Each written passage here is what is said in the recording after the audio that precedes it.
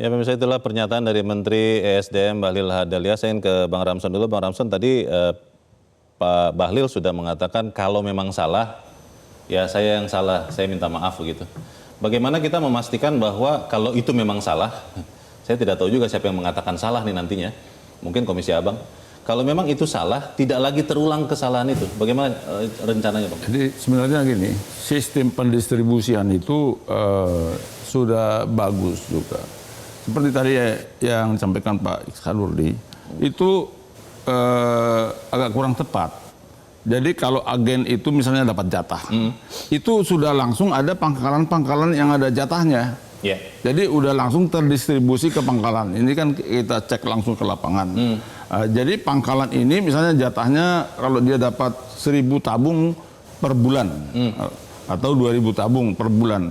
Ini 80% dia langsung jual ke konsumen, ke rumah tangga atau ke rakyat. Tapi 20% bisa ke pengecer.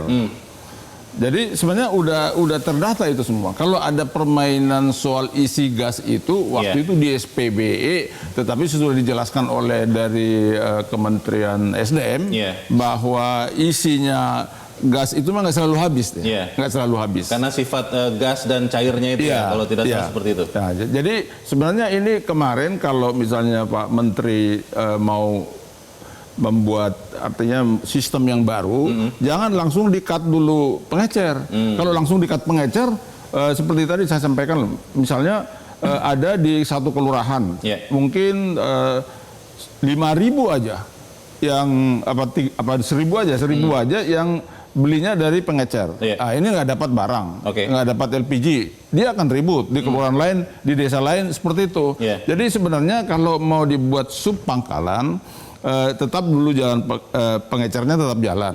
Nah, itu sekarang oleh Bapak Presiden sangat bagus arahannya. Baru dibuat sub pangkalan. Karena kalau pangkalan itu syaratnya sangat berat. Harus punya gudang, harus macam-macam, BMB, saldo rekeningnya kalau tidak salah 3 miliar itu. Nggak sampai 3 miliar. Iya, kalau agen itu. Oh, saya salah. Jadi sampai yang lain aja. Jadi kalau pangkalan itu cukup memerlukan modal. Kalau pengecer kan warung nggak ada modalnya.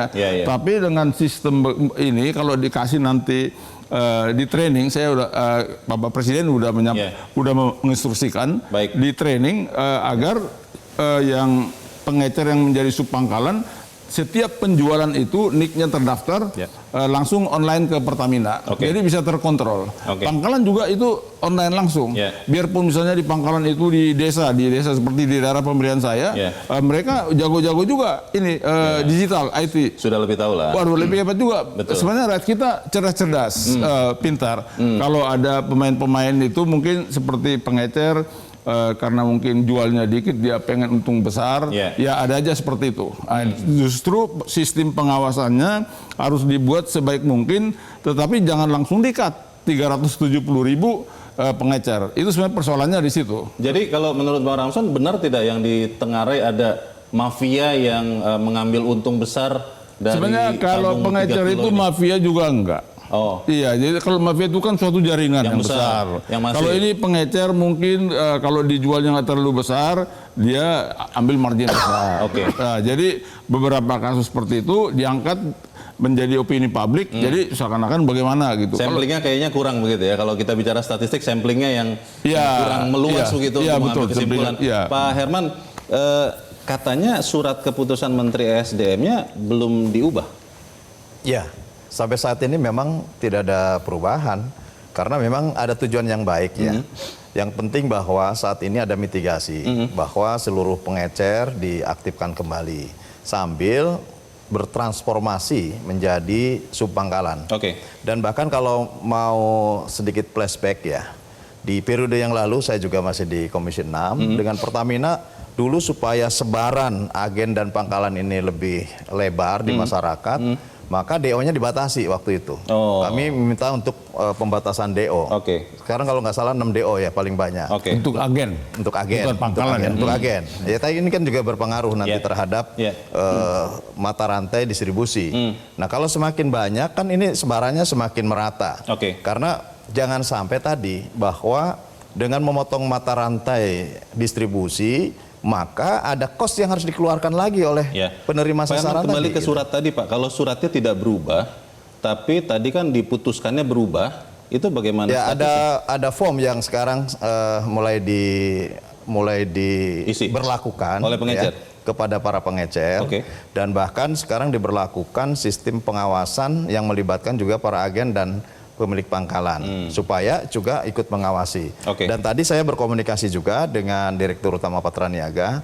Saya katakan bahwa memang selain aplikasi yang merchant of pangkalan Iya. Pertamina itu, MAP itu, sekaligus juga semestinya ada aplikasi sistem pengawasan melekat di rakyat. Oke. Jadi masyarakat kapan saja Bisa bisa ya? memberitahukan, melaporkan kepada Pertamina kapan saja, di mana saja, dan real time gitu untuk bisa menindak. Baik. Dan bahkan ya tindakannya saya katakan ya untuk memberikan efek jerak terhadap para penyalahguna penyaluran gas bersubsidi, Iya. semestinya ya harus lebih tegas gitu. Kalau agen ya cabut aja. Cabut izin, pangkalan ya tutup saja gitu. Ada indikasi Masih banyak ke arah yang situ lain. nggak? Ya Akan semestinya dilakukan harus dilakukan seperti itu. setelah ini. Nah Ya? kalau ini tegas, ya pasti yang 40.000 itu kan Oke. akan bisa melaksanakan Ya. penugasannya dengan baik. Bang Nursi, memastikan supaya, ya saya boleh bilang kejutan, tapi kalau saya hanya bilang kejutan, agak kurang berempati kepada korban yang jatuh karena antrean LPG ini.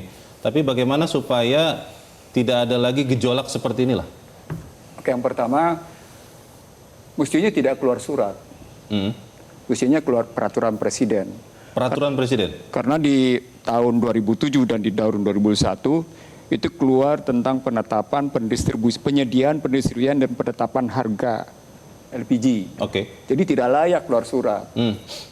Jadi kalau semua keluar surat, mestinya presiden negurnya lebih dari itu. Jadi ada dua kesalahan ketika Anda tetap bertahan. Ini persoalan subsidi salah sasaran, saya nagih janji pasal 11 anggaran dasar Gerindra. Oke. Nagih janji saya. Gerindra menyatakan mau menegakkan. Tegakkan, ini kesempatan. Yang korban adalah keberanian tanggung jawab tadi Golkar. Golkar berani tanggung jawab atas kesalahannya. Ini kan pemerintah nih, kita tidak bicara partai Bang. Betul, tapi ini partai kok. Pemerintah Bang? Partai.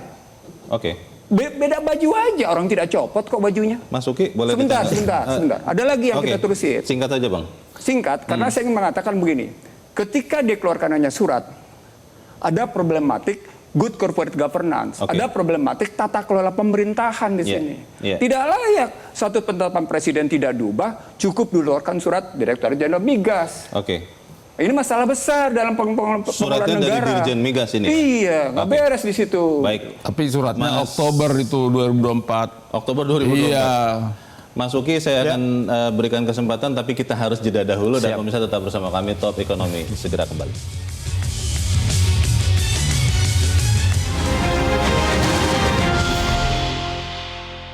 Jelajahi cara baru mendapatkan informasi. Download Metro TV Extend sekarang.